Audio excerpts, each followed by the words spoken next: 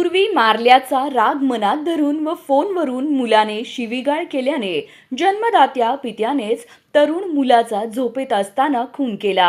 ही धक्कादायक घटना सोलापूरच्या माढा तालुक्यातील रुई येथे शुक्रवारी रात्री 11:30 वाजण्याच्या सुमारास घडली। विश्वजीत उर्फ पिलो राजेंद्र पतंगे वय 25 असे खून झालेल्या मुलाचे नाव आहे, तर खून केलेल्या बापाचे नाव राजेंद्र पतंगे असं आहे। टेंभुर्णी पोलिसांनी राजेंद्र पतंगे यास ताब्यात घेतला असून या प्रकरणी गुन्हा दाखल करण्यात आला आहे।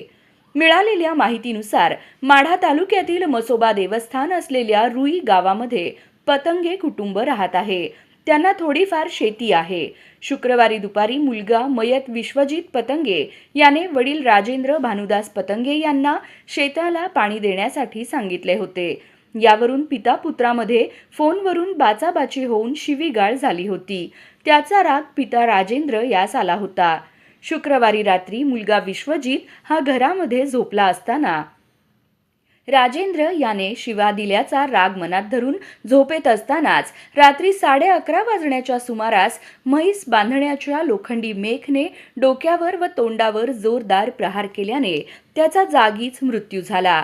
या प्रकरणी मयताची आई राजश्री राजेंद्र पतंगे यांनी टेंभुर्णी पोलीस ठाण्यात फिर्याद दिली। या प्रकरणाचा अधिक तपास प्रभारी अधिकारी सहाय्यक पोलीस अधीक्षक राहुल आत्राम करीत आहेत।